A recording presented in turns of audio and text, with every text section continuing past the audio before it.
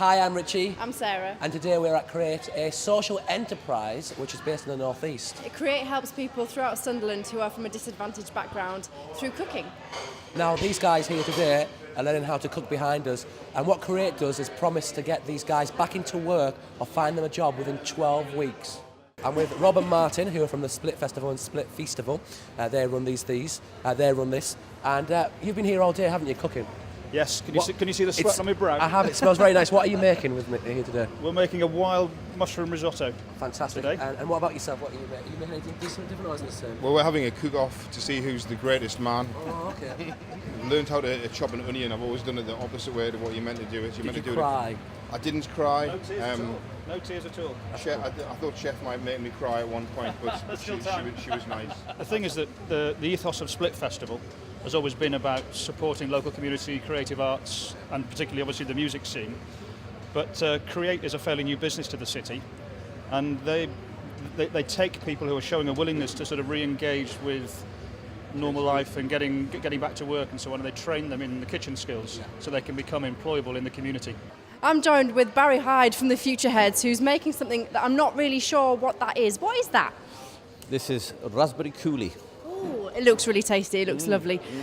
So we're here today, it's all about Create. Yes. You've decided to use them for Split Feastival, not Split Festival. I see what you've done there. Very, very good indeed. So you've decided to use them for Split Feastival. Why have you chosen them? Well, I think Create's an amazing thing. You've got Jo Stoddart training people. She worked at Le Gavroche, which is one of the most exquisite restaurants in the world, run by the Roux brothers. The Roux brothers came into this country, I think in the 1960s, and changed the face of British food. And when we found out about Create, we couldn't believe it. It was just like, once we'd opened up the world of food last year with putting good food on at Split, suddenly we became aware that there's this huge, expansive culture of people who are into food, and it's like, this is part of our adventure, you know. They've got a 90% success rate of getting people jobs by the end of the 12-week course. I mean, that is unreal. So you're a musician by trade, obviously, Barry Hyde of the Futureheads. So where did your love of food start? Well, I've always been very greedy. I'm always very hungry. But really, my love of food came from my grandmother, who used to look after us because my mother and father both worked as full-time nurses. So my nana used to make things like cauliflower cheese, broth and dumplings, just delicious roast dinners and stuff like that. So that's when I fell in love with British food.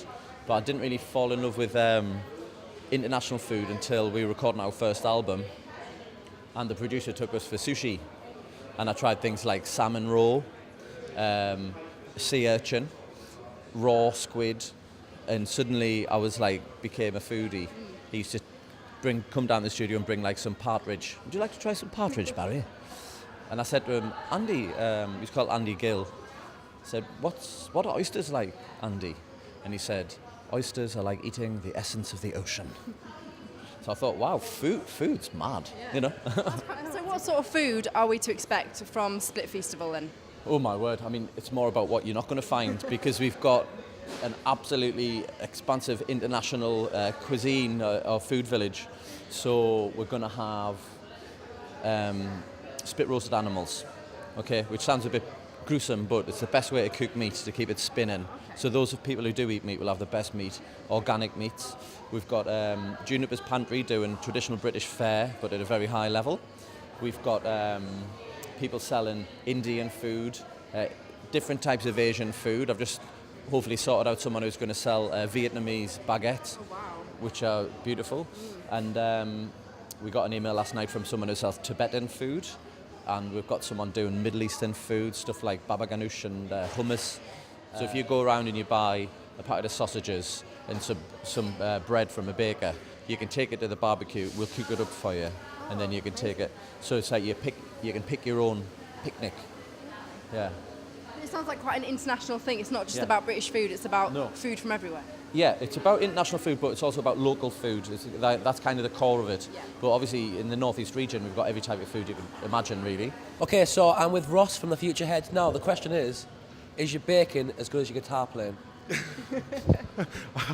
I'd be surprised. Like It smells really good though. What is it?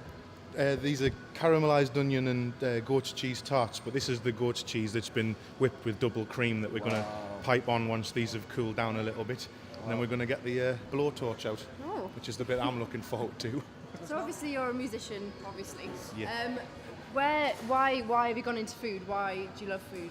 Well, I mean, I think all the Futureheads are big sort of foodies, really, you know, and I got a bit of a flea in my ear when I turned up today because I'm a vegetarian, and that means that the whole of the menu today has been sort of designed with vegetarians in mind, you know, so I'm pleased about that. But, you know, I think because the food element of Split Festival was so important, you know, Barry and Martin particularly pulled a lot of good local vendors together and local traders and got a really good buzz about the food element of the music festival, that we've been asked to sort of take that somewhere else now and work with the council in Harrington Park on another event that they're doing that's solely about food. It just so happens that we're in the Futureheads. It's just a sort of, it's a coincidence if anything, you know. But yeah. You've got a chef, a head chef running around going, come on. Oh, yeah. Whoa. How have you found it today? Like, what were your expectations? Like, coming Why, into it? I think we were all a bit nervous, you know, because we knew we were coming into a professional environment. It's quite easy when you're stood at home in your own kitchen doing it at your own pace and with your own sort of things that you always go to cook. But you come here and the menu had been designed by someone else, and we were working in teams. That's been great, actually. I'm working with a lady called Marie who's on a 3-month course here, and yeah, it's been cool working as part of a team for something like this. Well, we've had a great time here at Create today, haven't we, Richie? We have. I feel like I've put on a stone and a half in the last hour. I've hit far too much. If you want to find out more about Create, go over to their website. It's createfoundation.co.uk. And if you want to go to Split Festival, it is happening on the 15th to the 17th of June. And don't forget as well, Split Festival returns this year. It's the 21st to the 23rd of September. Don't forget as well to keep tuned to 107 Spark FM and visit us online, Spark TV, at www.sparksunderland.com for all your festival needs. We'll catch you soon. Bye-bye.